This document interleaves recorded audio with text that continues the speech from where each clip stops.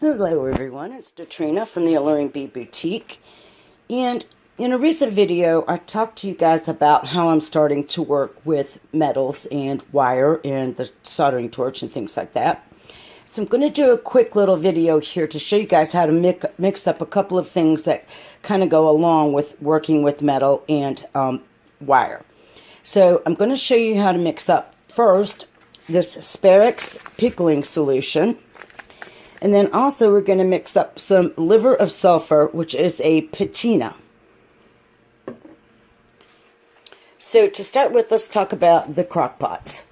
So when I first wanted to get into this, I actually got this smaller Little Dipper crock pot here, which holds 1 pint volume capacity. And the thing about this pot is it doesn't really have a temperature control, and it can heat up to 160 degrees. So when I first used it, I was using it for my Sparex pickle solution, and what I found out was that it was too hot for just leaving the pickle warming up to that temperature. It caused my Sparex to actually fall out of solution. It precipitated out of the solution, and it became really weak. So basically what I did was I went to the store and I found this cute little regular standard crock pot. It's a 1 quart. So I picked this up for like $9.99 over at Walmart. But as you can see here, that you can control this temperature here with the dial. And that's going to become important for working with the Sparex acid-based solution. With this particular pot, I decided to switch this over to make it my liver of sulfur gadget. So what I'm going to do is we're going to talk about the measurements and everything, but I'm going to go ahead and put this camera up on a tripod so I can have both hands free. So I'm over here now, and I've got my camera up on the tripod. So it's going to be a little bit darker in the video because of where I'm at and how I have to work. So let's talk about this liver of sulfur. This is the extended life gel. And according to the directions, you need to mix a teaspoon of it into some lukewarm water and you need 12 ounces. So what I did was I decided to go with, since this thing is so small and I don't really want to make that big of a batch, I actually reduced this to 6 ounces of water. And so I'm going to use about a half of a teaspoon of this gel. So the first thing I'm going to do is make sure that I have it open, which I do not. So I'm going to go ahead and open it up.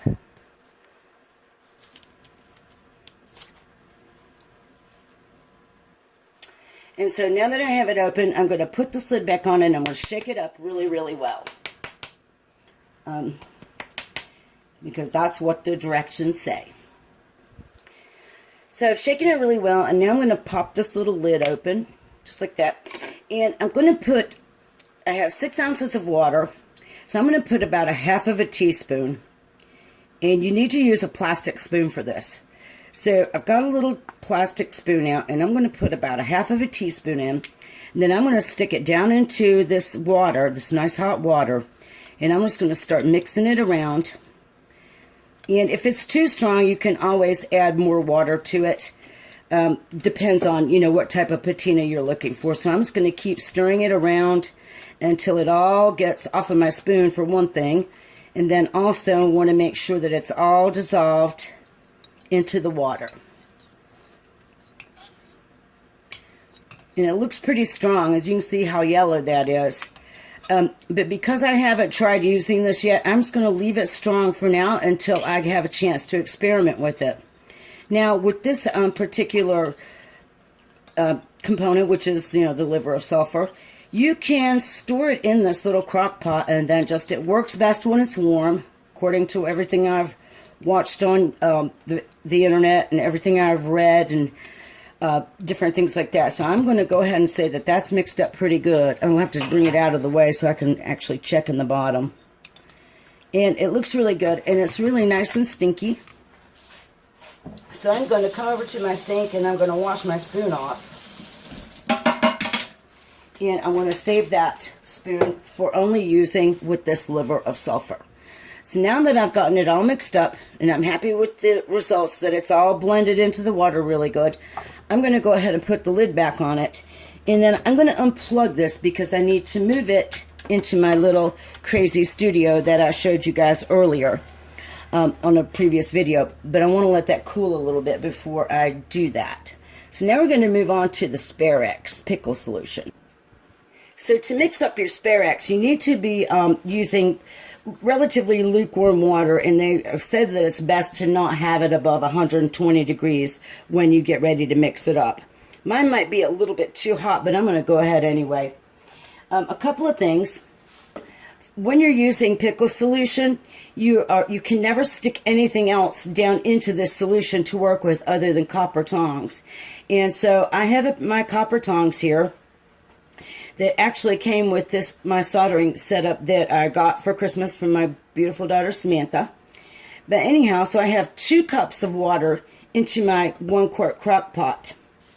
And according to the directions, which I found online, which are not on the back of this bag here, you need 1/8 of a cup per cup of water.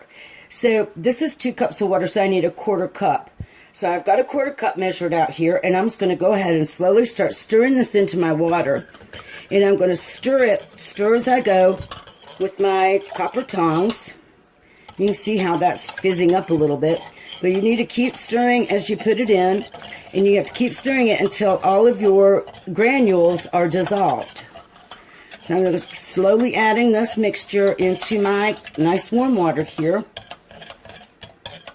And I'm going to keep on stirring it until I can tell that it's all the way dissolved.